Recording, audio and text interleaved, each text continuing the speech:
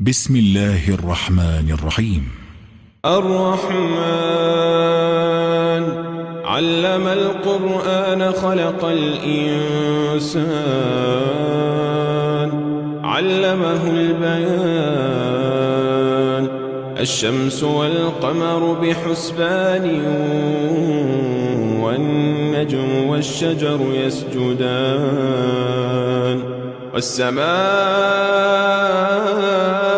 رفعها ووضع الميزان ألا تطغوا في الميزان وأقيموا الوزن بالقسط ولا تخسروا الميزان والأرض وضعها للأنام فيها فاكهة والنخل ذات الأكمام والحب ذو العصف والريحان فبأي آلاء ربكما تكذبان خلق الإنسان من صلصال كالفخار وخلق الجان من مارج من نار فبأي آلاء ربكما تكذبان رب المشرقين ورب المغربين فبأي آلاء ربكما تكذبان مرج البحرين يلتقيان بينهما برزخ لا يبغيان فبأي آلاء ربكما تكذبان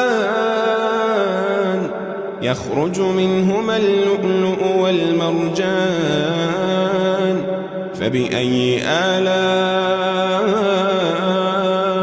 ربكما تكذبان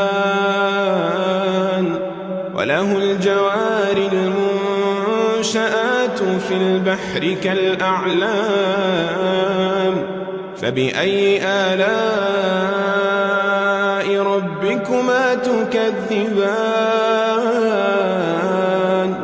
كل من عليها فان ويبقى وجه ربك ذو الجلال والإكرام فبأي آلاء ربكما تكذبان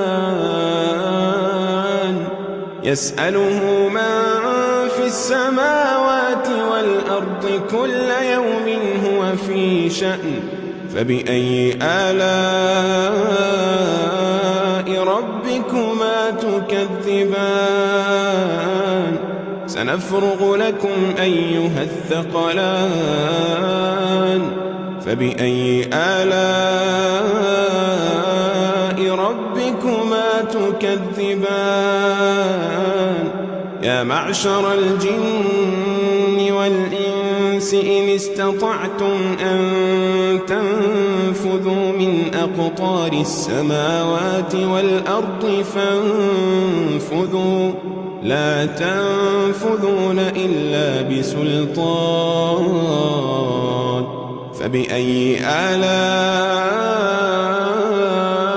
ربكما تكذبان يرسل عليكما شواظ من نار ونحاس فلا تنتصران فبأي آلاء ربكما تكذبان فإذا انشقت السماء فكانت وردة كالدهان فبأي آلاء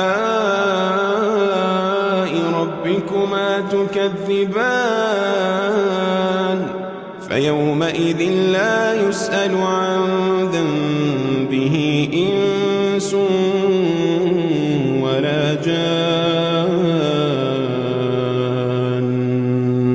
فبأي آلاء ربكما تكذبان؟ يعرف المجرمون بسيماهم فيؤخذ بالنواصي والأقدام. فبأي آلاء ربكما تكذبان؟ هذه جهنم التي يكذب بها المجرمون، يطوفون بينها وبين حميم آن. فبأي آلاء ربكما تكذبان؟ ولمن خاف مقام ربه جنتان. فبأي آلاء ربكما تكذبان؟ ذواتا أفنان. فبأي آلاء ربكما تكذبان؟ فيهما عينان تجريان. فبأي آلاء ربكما تكذبان؟ فيهما من كل فاكهة زوجان. فبأي آلاء ربكما تكذبان؟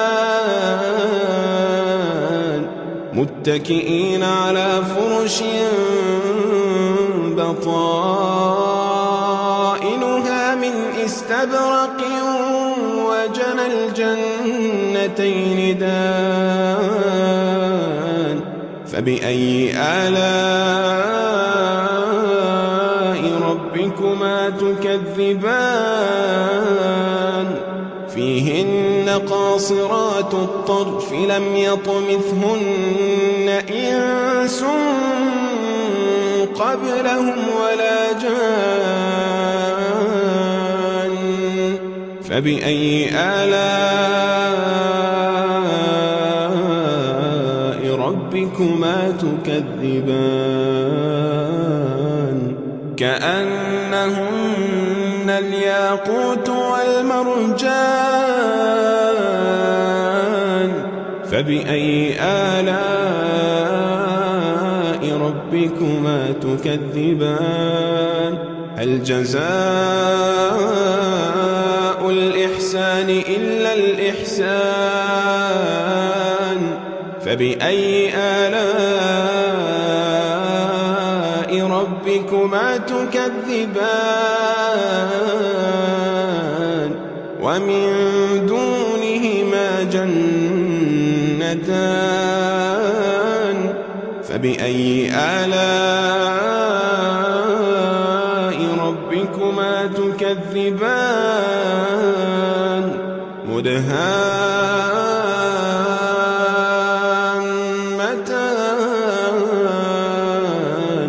فبأي آلاء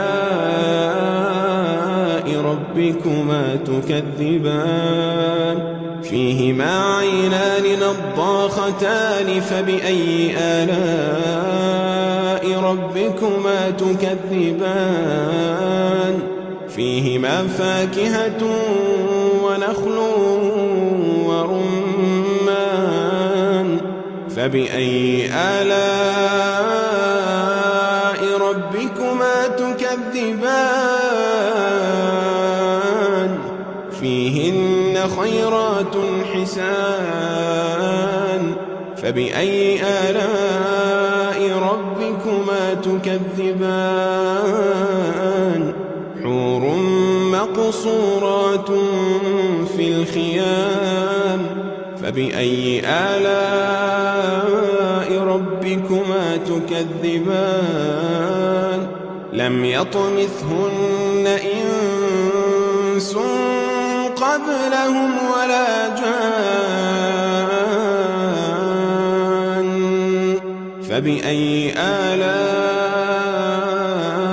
ربكما تكذبان متكئين على رفرف خضر وعبقري حسان فبأي آلاء ربكما تكذبان تبارك اسم ربك ذي الجلال والإكرام